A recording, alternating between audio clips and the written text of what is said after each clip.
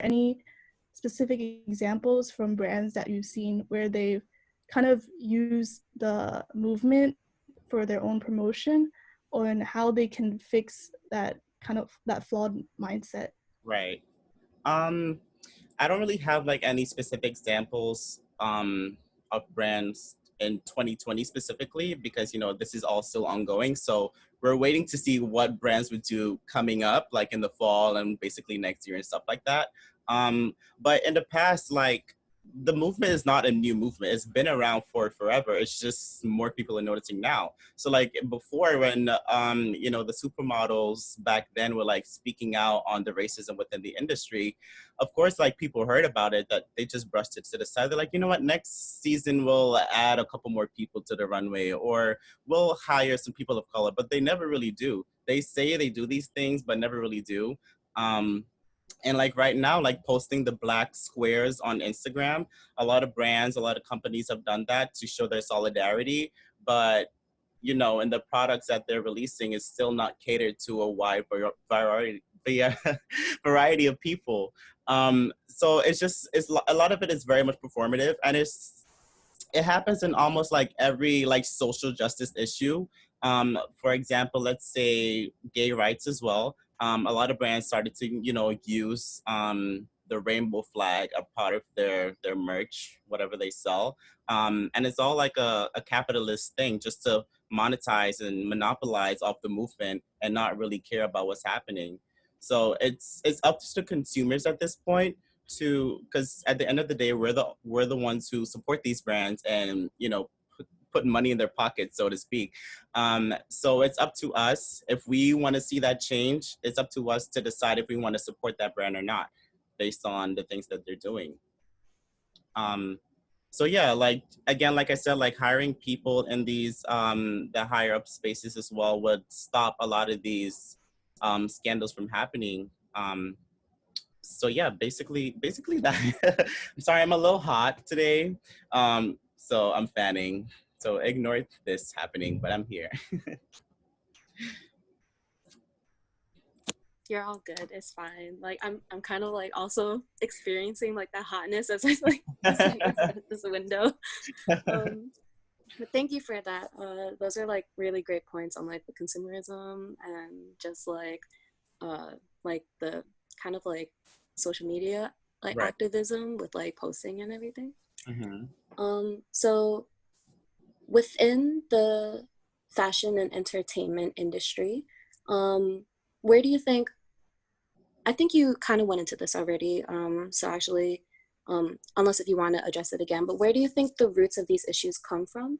And how do you think social media and the entertainment industry has influenced and encouraged overshadowing the Black community? Right.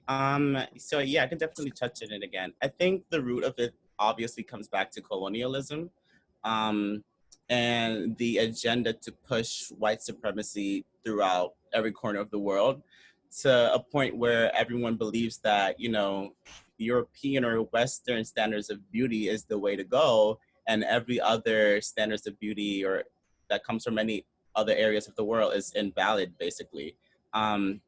So with the white supremacist agenda, basically forcing everyone to assimilate to their standards of beauty, and if you don't assimilate, you basically are cut off from society, and are ridiculed or marked, or some are even killed, literally.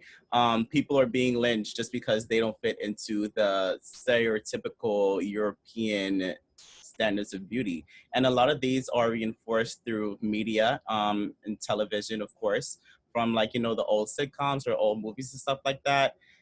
Even though they pride themselves on the diversity or like including a Black actress or an Asian actress, that that actress or person of color is usually playing like the sidekick role. Like they're usually in the movie for like 2 seconds, and then everything goes back to the white lead. Or usually they have this white savior complex where people of color are always in distress, always need the help of white people, and a white actor comes in, saves the day, you know, and everything is just like racism, poof, exists. I mean, it just doesn't, you know, but it's not the way it works. And the fight for representation right now is what I think is so important, with a lot of actresses in Hollywood, actors as well, you know, pushing for more representation, and, you know, the viewers demanding more representations from these big companies. Um, and yeah, we have been seeing a lot more going on, but, you know, it's still a long way to go.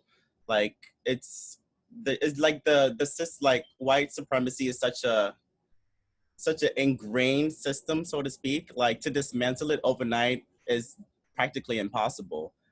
So we have to like actively build, and educate ourselves, and, you know, build up from there. So as when we educate ourselves, we get to educate others, and then everyone else knows, and, you know, hopefully more people start to advocate, and actual changes are going to be made. Yeah.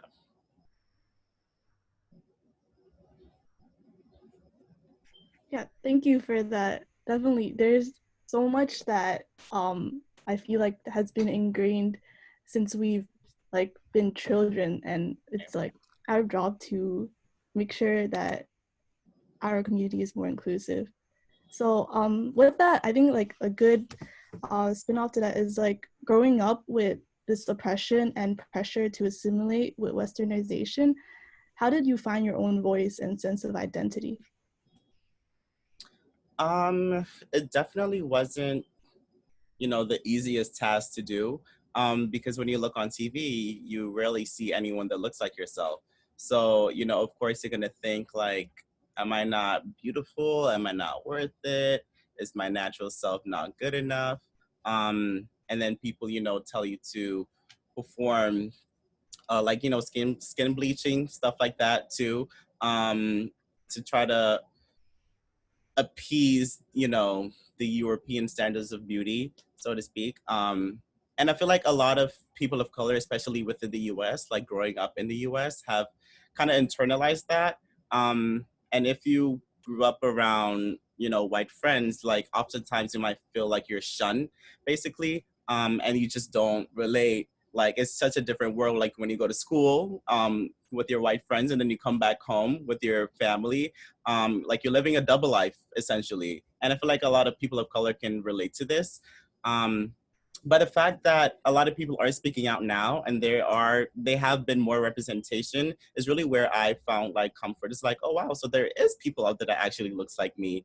And, you know, like, look at him out here on the TV doing big things, or look at her, she's out here doing big things. Or even people that don't look like me, just like the appreciation for diversity is what really like fuels me to realize like I am perfect the way I am.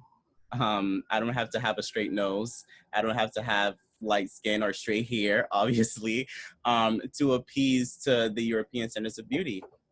Um, so yeah, that's really what it is. It's just like I feel like my advice to people is to find someone in media right now that kind of looks like you, and see what they're doing to, I guess, push the narrative forward, and like just take little notes from that, and like try to do that in your own personal lives too.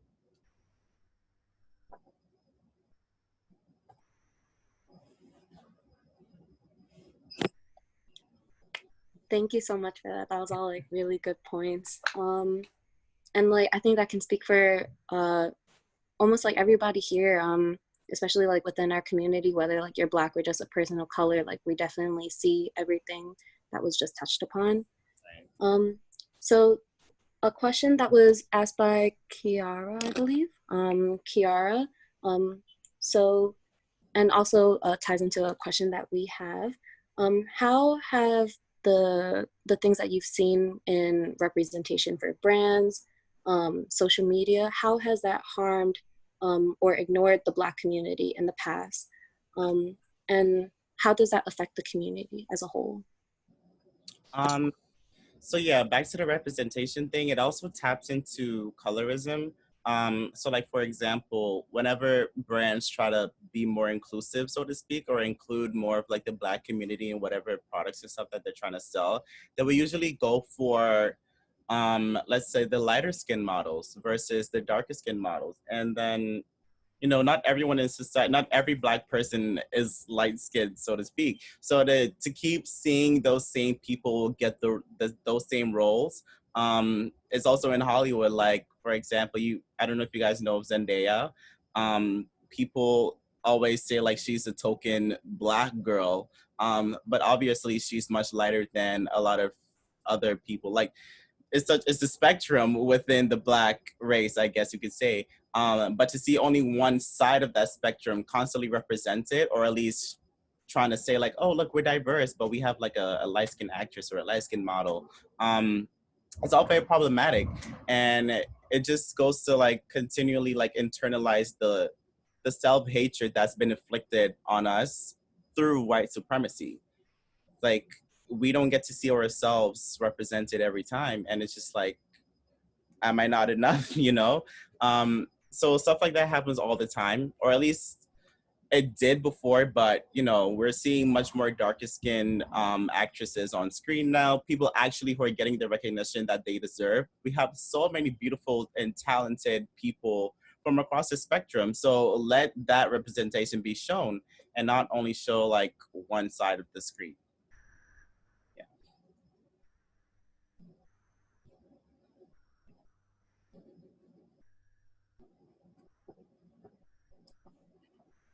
Yeah, thank you for your answer, Beres. Another question we have, it's kind of goes hand in hand. The movement has highlighted that there are several flaws with the structure of our society and the systems that we need to fight against. With this comes with the intersectionality of the Black Lives Matter movement with race, class, and gender. How do you find that all these social issues are interconnected and have to do with each other? Um, Everything in life is intertwined or interconnected in any way, shape, or form. Like, even though one person may be Black or identify as Black, they're not just a Black person. They are a person, and they have other aspects of identity that they, attach themselves to. Um, so intersectionality is like a very big thing, because a lot of people just like group everything into one box, so to speak.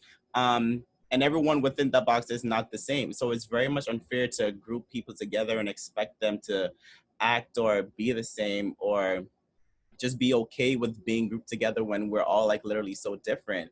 Um, so like, I guess an intersection could be like, you can be Black, but you can also be Muslim. You can be Black, but you can also be LGBT. You can come from a mixed background. You can come from not America, a different, like, let's say an African nation. And all of these are like different intersectionalities, which in itself receive some type of oppression from society. So a lot of people have, or I guess a lot of people are being oppressed in different aspects of their identity. And, with all of these just like adding on to each other, it gets very hard.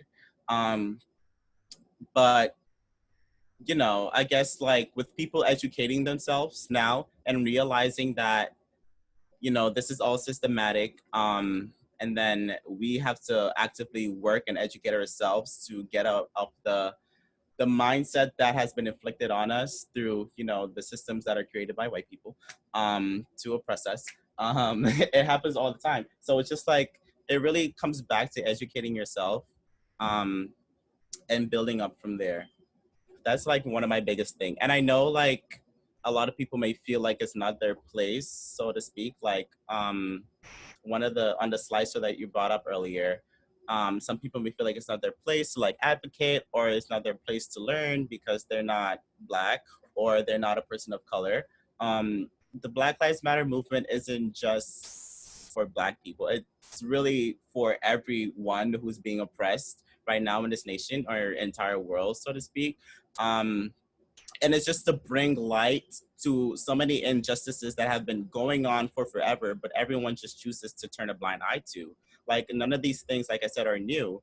And to see like, or to even hear people getting lynched in 2020, like, it's really mind-boggling to see these things happening. But the fact that with media now, choosing to use your voice or your media or your platform to highlight these societal issues, is really where it is, because I could be uneducated, don't know nothing about the movement. But let's say you're my friend and I checked your Insta stories and then you posted something regarding the movement, you know, spreading a little bit of information.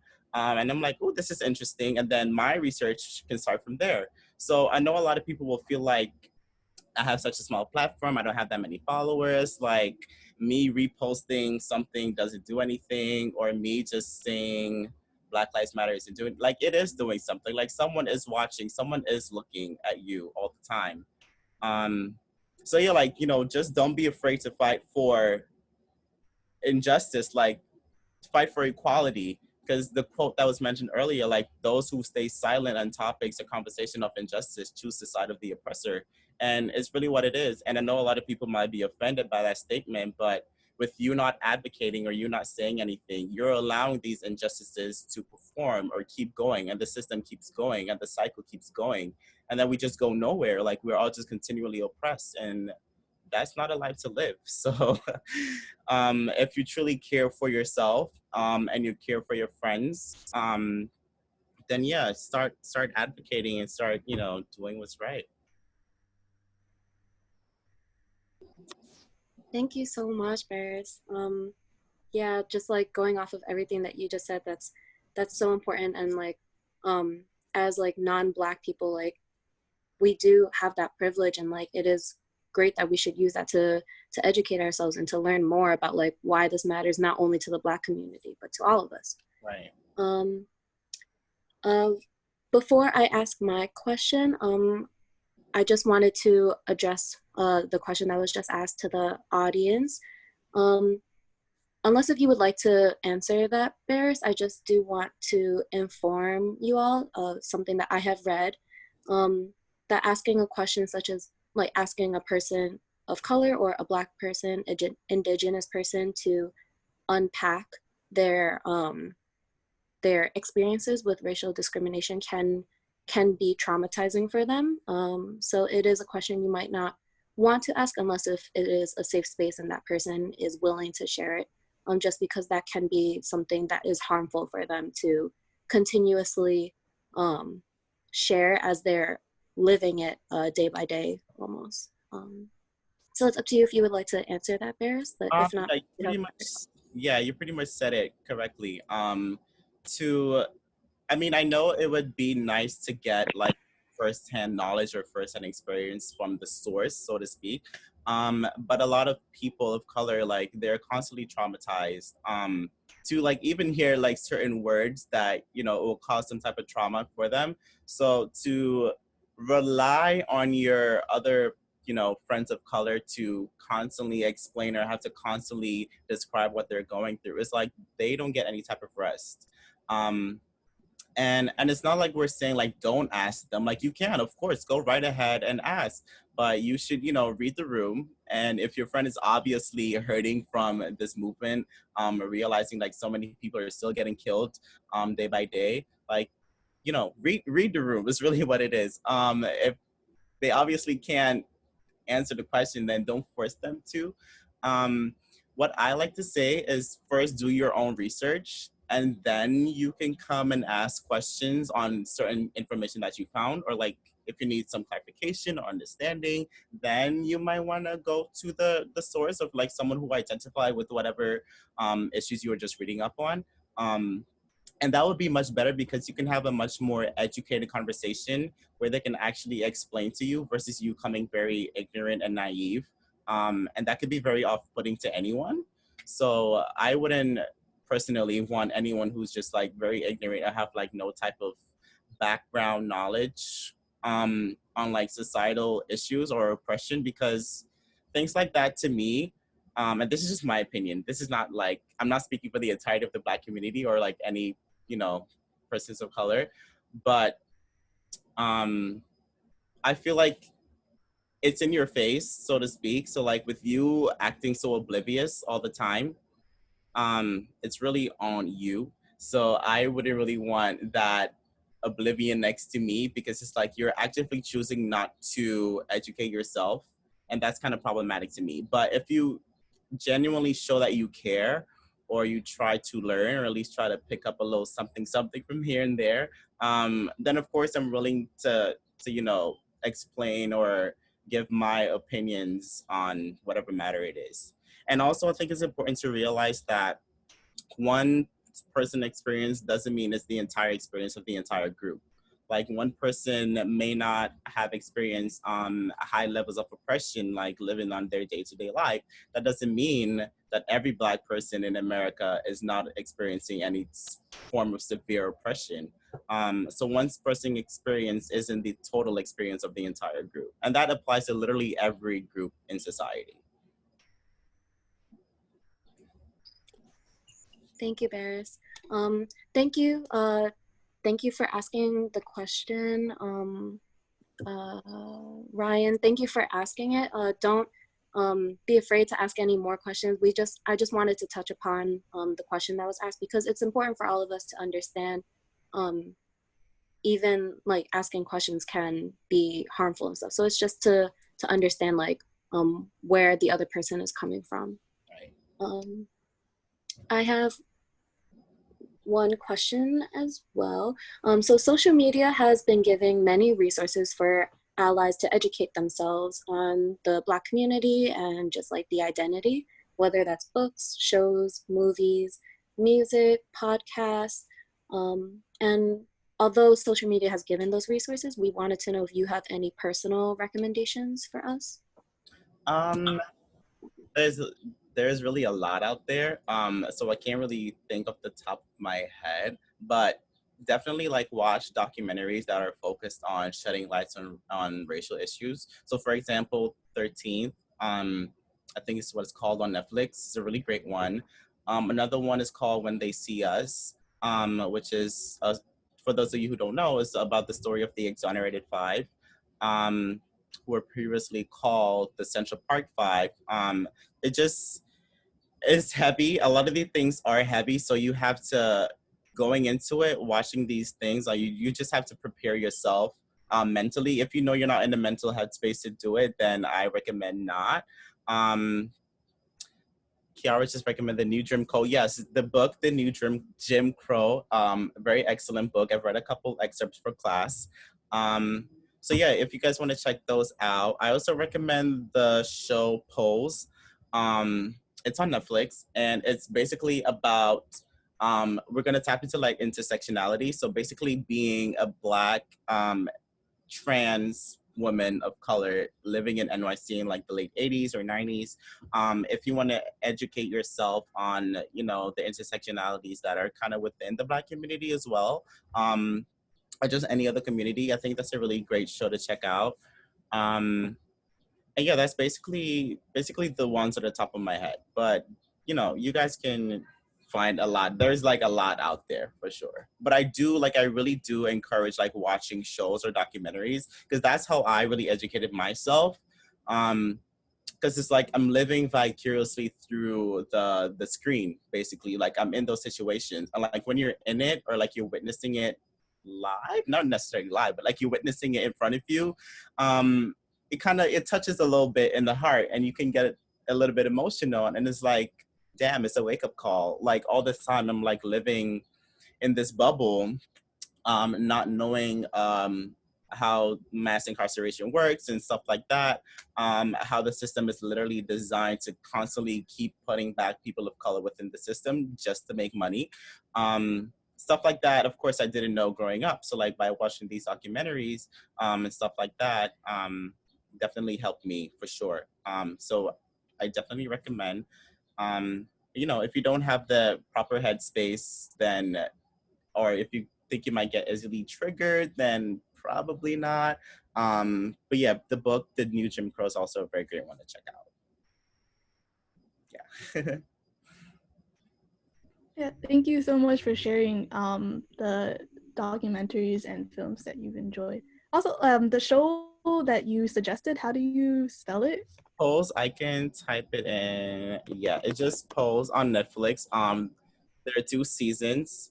I recently watched it again because I think it's so good. But it really I'm gonna just give my personal experience from it. So I obviously don't really know much about the trans experience because I am not a trans person.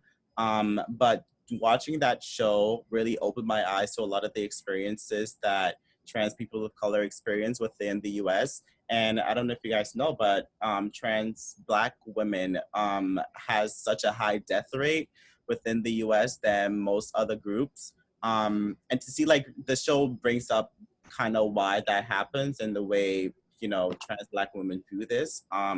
So for them to be open about their life, their sexuality, their genders, whatever it is, and to be constantly oppressed, like it's not an easy thing to do. Like they wake up not knowing if they're going to be alive the next day, and it's really hard. Um, so the show does get touching at times, but I definitely recommend if you guys are interested. It definitely helped me learn a lot about stuff like that. So yeah, it's on Netflix. If you guys want to check it out. Thank you. I will definitely check it out. Okay. So right now we're gonna move to the Q&A session. Unfortunately, right now it looks like Paula won't be able to make it.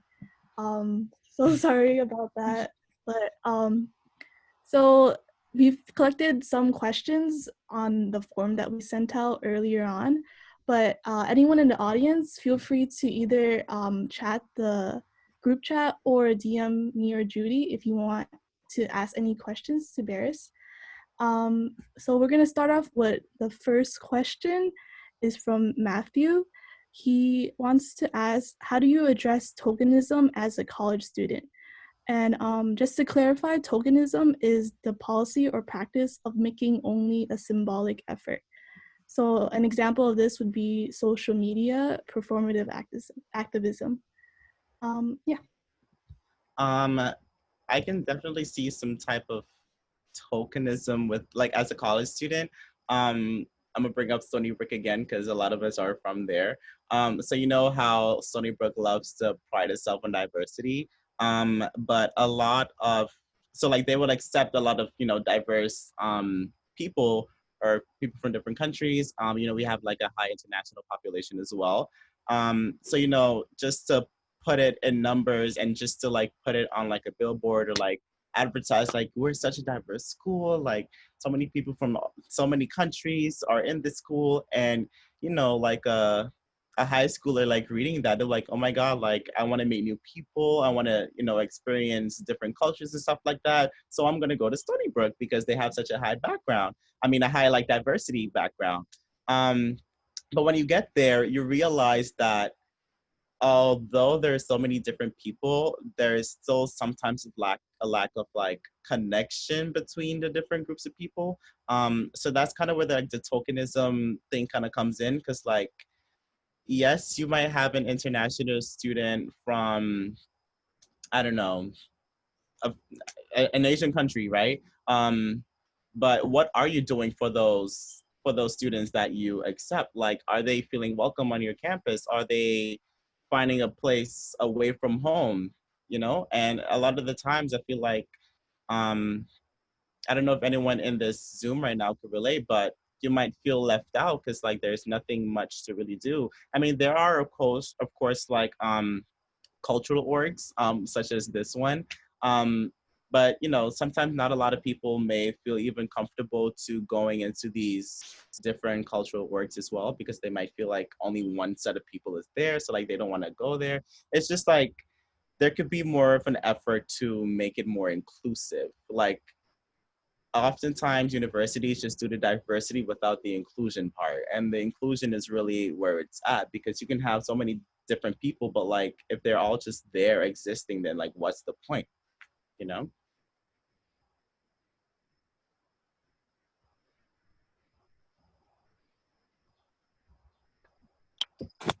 Thank you for that.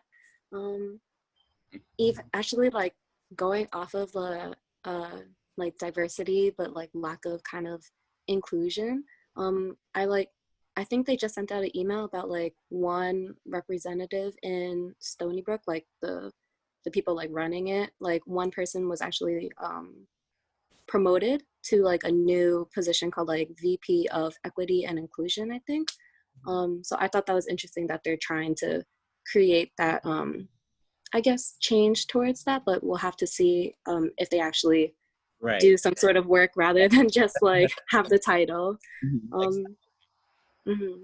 The next question, which is anonymous, how do you respond to someone you know that does not see the value of the BLM movement? Honestly, um, at the end of the day, your mental health and your sanity is much more important than trying to fight ignorance. So I personally would probably not engage with someone who doesn't see the value in the BLM movement, um, because they came with an agenda to fight me, and to discredit or disprove whatever I have to say about the importance of Black lives. So with me engaging in such an argument or conversation, which will most likely get into an argument, I just avoid it altogether, because I know like I would probably get too heated and like my mental health would go crazy. But it's a lot of the struggles that people like active members of part of the movement do face, the constant ridicule, and like politics and stuff like that, like the government, people in higher offices not acknowledging that there are actual people out there who are being killed just for the color of their skin, and there are people who just believe it's just a game or it's just a fluke. It's crazy that there are people with that mindset out there. If they come with me with the interest to actually learn more, so of course I will engage in that conversation. But you can tell when someone just comes with an agenda to just fight you, basically. Um, and with that, I'll say just ignore and move on with your day, because they're already set in their mindset, and you're basically hurting your mental health in the process of you trying to prove like every time to that person. Um, so yeah, as long as you know it's right in your heart what you're doing, keep doing what you're doing, and block out the noise, because we have bigger things to do than focus on one person, one Karen who doesn't want to wear her face mask. Um, yeah. Yeah, thank you for that. We have another question from Kiara. She says, what can be done to create more connections between members of different communities? I personally don't know, because I'm not in these positions of power in Stony Brook. But if anyone else in the Zoom chat might have any ideas to that question, what they might want to see, to make more to make more of a connection, then feel free to jump in and like share your thoughts as well. Um, so yeah, I don't really think I think I need to dwell on this question a little bit more and to actually think about it. But if anyone else has anything like right off the head and they might want to share, that would be great. If not, that's also fine. I'm sorry, I don't have an answer. I have something to share. So hi everyone, just introducing myself again, I'm Judy.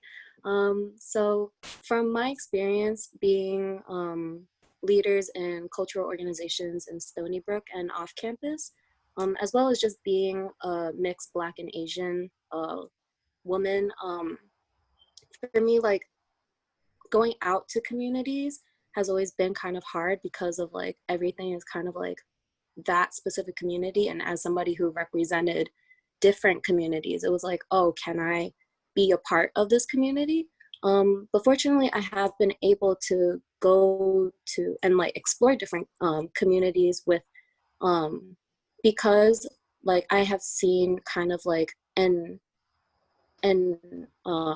an effort to be inclusive for those communities. I think the best way is to just like show actual like willingness to be inclusive to for other people. So like for example, as an Asian community, of course we want to cater to the Asian community because we have our own agendas and things like that. But having an event like this, specifically for the BLM movement, and educate, show other communities and other people like, hey, even though we are part of this community, we are open to other people, and we want to kind of, you know, have that intersectionality and like have people understand each other and to just meet other people as well and not just be stuck with like kind of like the same people, you know. So I think that's like the biggest, I would say like the biggest move to like show and like allow people to come together from different communities and everything. I definitely agree. Yeah, going off that, I think it's really important. I think most of the people on here are Stony Brook students. If you're if you're part of a cultural org, just be open to collabing with other clubs. Don't stay in the same circle. You know, you're already comfortable. You have a good system support. You should go out and meet more people. It's so important, especially now that we're young and we like on campus, we have access to so many people. We should try our best to get to know everyone. And starting with that is just to like, you know, take the step and just do it. And don't be afraid of, I don't know, like afraid of like going out of your comfort zone and just staying where you're comfortable.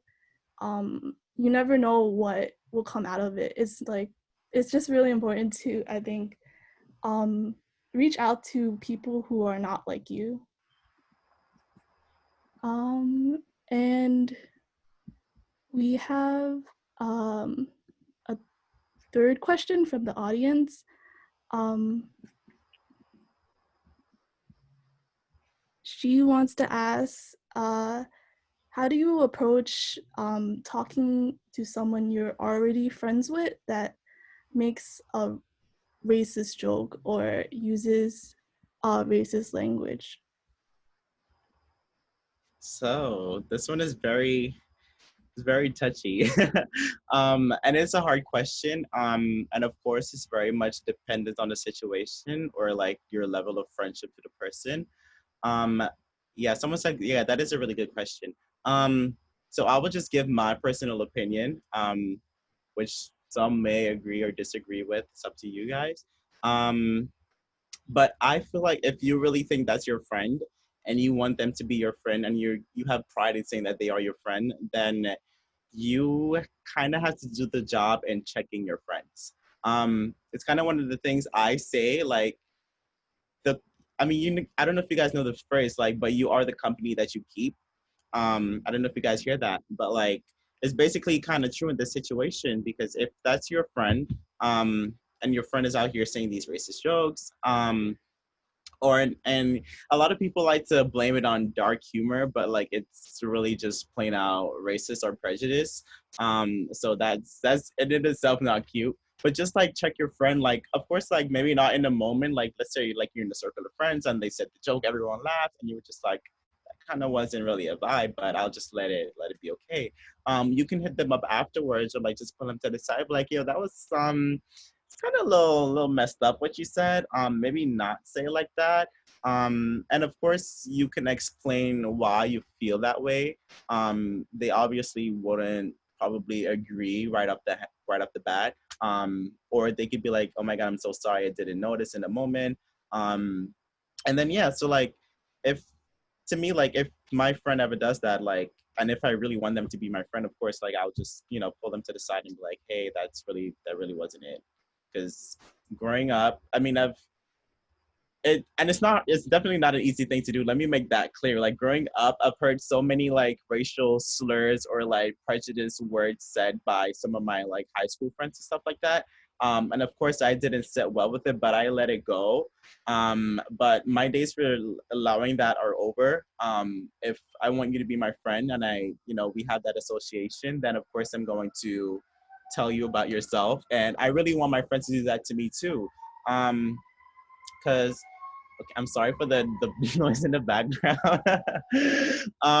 But yeah, like the purpose of having a friendship is just like, you know, you guys can grow together as friends and support each other and, you know, have love and support for one another. So like if I mess up, I want my friends to tell me that I messed up. So like, you know, I can learn the ways that I slipped up and correct myself and apologize if I need to. Um, and I would like to do the same for my friends. So it goes both ways, and it's definitely not an easy thing, especially if you're like super close with the person and you don't want to risk losing that relationship. But it also speaks to your character. It's like, would you be okay with being friends with someone who is racist or like hold these very not, you know, this weird ideologies? Um, or do you want to be friends with someone who is, you know, on the same page as you, sort of, or at least acknowledges that there are basic human rights issues that are going on right now that needs to be advocated for instead of made into a joke? Yeah. Yeah, thank you for that. I think another way you could look at it is you are their friend, so hopefully they kind of look up to you or they enjoy your company too. It kind of goes along with the misconception that like you think all your friends agree with like what you've learned. You don't know that. You don't know if they don't know what you know. So I think especially since if you want to keep that friendship, you have more power than you think. I would say if they respect you in changing them and helping them become a better person. So we just have one last question. Do you have any last message for our audience? Anything you want to talk about? Your open space. My open space. um, Not any agenda that I have to push right now, at least. I mean, this is a Black Lives Matter panel, so I'll assume that everyone in here, you know, want to actively learn about the issues that are happening towards the Black community, and not only the Black community, but basically every person of color within the US and globally. So my main thing is just education, education, education, education, educate yourself. Um, I know it's kind of a cliche thing to say, and a lot of people just say it, but when I say like I actually really do mean it, because I, you know, came from a place of oblivion. A lot of these issues that I didn't know were like going on until I came to college. So like I'm not gonna sit here and pretend that I knew all the things that I knew beforehand. I wouldn't know about these things if I didn't educate myself. So because I know that I came from a place of like not knowing as much to now knowing that there's so much stuff happening in our faces, but like we weren't aware of beforehand. I know a lot of people might feel the same way. So definitely educating yourself and not necessarily depending on other people to educate you, because if you care about yourself and you care about the friends that you keep, you would do the job to educate yourself on the type of issues that may be oppressing your friends' lives and stuff like that. Um, so yeah, that's my last thing to y'all. Just, you know, educate yourself, and you never, like, educating never stops. Like, you never stop learning, you never stop growing. Even I'm still growing and still learning more things that I didn't know beforehand. Um, so yeah, if anyone else has anything else to add, please feel free. Any more questions, to any last minute questions, you know, type it. And yeah, that's my Instagram on the screen. If you guys want to reach out afterwards or have a more like deeper or more personal one-to-one dialogue, I'm definitely open to doing that too. I love having conversations about race and racial issues. Like, it just creates like a progressive environment around people who, you know, who actively want to change the way society is. So if any one of you want to, you know, shoot a DM to me, I will definitely respond. And yeah, thank you guys for having me. I feel honored. Thank you for being here, Beres. We appreciate you a lot. Thank There's actually one question. For some people that don't have social media and can't access and like hit you up through there, they want to know if there's like a way they could maybe hit you up like on campus, like if you're a part of any Oh, club or great. anything. So I'm also an RA. I'm an RA in Mendelssohn. I will be in O'Neill next year. So if you guys happen to be in the area, then look for my name. I'll be somewhere on the floor. I'm also part of the gospel choir. I'm the secretary there. Um, I'll drop my email right now in the chat, so you guys can also email me if that's fine. This is it. Um, and yeah, and please like let's stay connected. Do you guys know if you're gonna have like any events and stuff in the fall due to COVID is doing its own thing. But I don't know if you guys already planned that far, but Hmm. I can speak a little bit about that. We're still like deciding what exactly we can do. We have some ideas like already planned out with some preset guidelines that we've devised ourselves. But Stony Brook has also notified us that they will also be coming out with their own set of guidelines. So hopefully those will correlate. Um, but we understand that these events um, will most likely have a limit on the amount of people who are able to attend, as well as the face masks and everything to keep everyone safe. Um, but definitely, most definitely, at the very least, we'll have some student activities that we'll be able to enjoy. okay. All right, cool. So I'll be looking out for those flyers. And I'll definitely try to support if I can, if I'm not busy or whatever. Um, so yeah, looking forward to seeing you guys. If you guys see me on campus, say hey. Don't be shy. I'll be shy sometimes. But if I see y'all faces, I'll definitely say hello. So don't ignore me because that would be awkward. But yeah, thank you guys for having me once again. I really enjoyed it. I hope you guys learned something. I know I'll be talking a little bit too much, but thank you guys. Thank you. Aw. Yeah, thank you so much, Beres, for coming out and sharing your experience. We definitely loved hearing your voice. And thank you so much for taking the time out of your day to join us. Yeah, I'm sorry that you didn't have like the company of Paula. Well, hopefully it was okay. Hopefully But we'll yeah, be in another Zoom session or something. okay. Um, so we just have a few notes. um, Along with uh, following Beres on his Instagram. I think it's Beres_Lewis, right?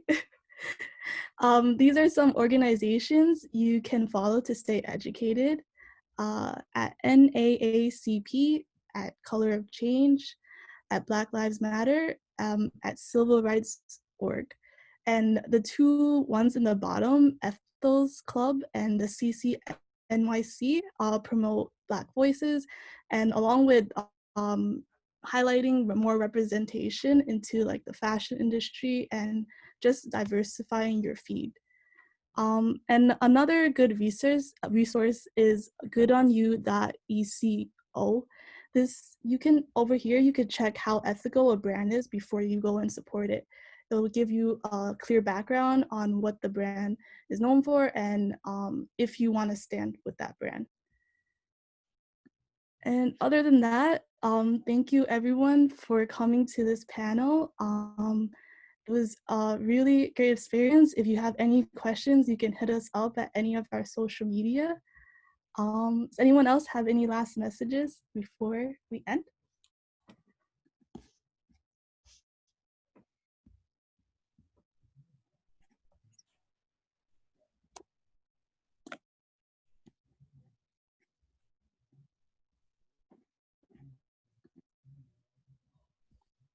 I'd like to just I know it's been said already, but thank you everyone for coming through, and just like a reminder that um this is hopefully the step past tokenism, and there's been like a lot of social media posting we've been doing, as well as many resources we've shared, as well as many others have shared, and I just want everyone to take this opportunity to educate themselves, and take that next step.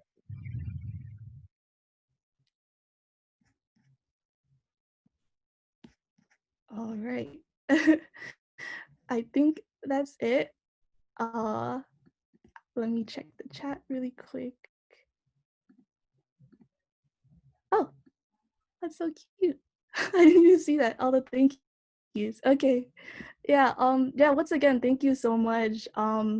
Just a message, just whatever you learned here or whatever inspiration you got from this, take it and run with it.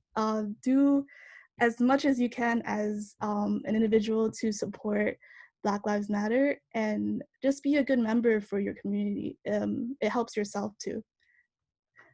Okay, at this, I think we'll end the Zoom call. Once again, thank you so much, Beres,